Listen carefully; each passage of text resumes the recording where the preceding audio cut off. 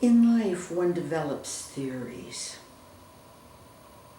This can be good or bad. It can help survival, like a theory not to cross the street without looking in two directions, or any one of a number of things.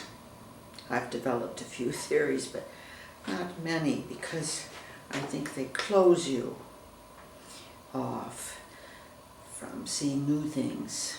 I think they're dangerous. Maybe I only have one theory, but I do have this one. I believe in the shock allotment theory. A theory I've never heard anybody else talk about, but I believe in it pretty strongly for myself. I think that we're born with an allotment of shocks. Of course, I can only speak for my own culture. I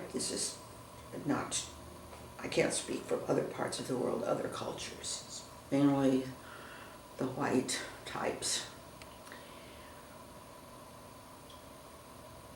We have a quota of shocks for our lifetime.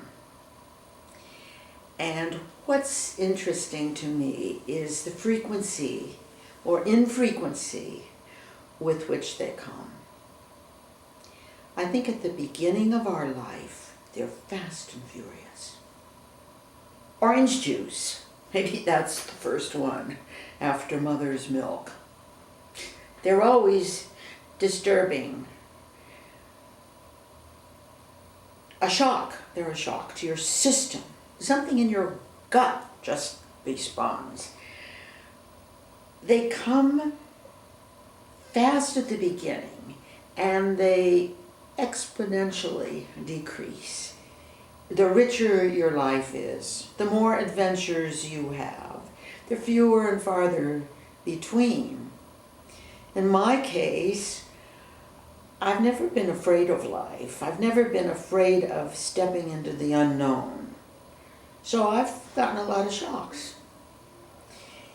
and felt that they've now come farther and farther apart. When I get a shock now, when was my last one?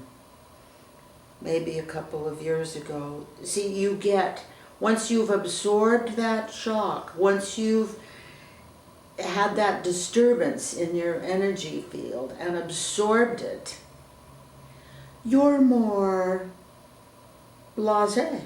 You've had more experience. And so it takes more and more to shock you. It's just like you got toughened up or something. I think the last shock I had was 2 or 3 years ago. And of course, you're never prepared for it. It comes out of the blue. And suddenly you're looking at it, whatever it is, and you have the shock. What does the shock do? The gut goes, and you want to close the eyes. You don't want to see it.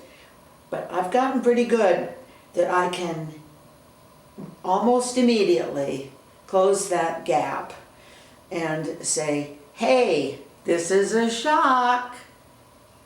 You've been needing a shock. It's a little wake-up call. New material. What are you going to do with it? So I actually treasure those shocks, horrible as they may be, because they always are kind of an alert wake-up call.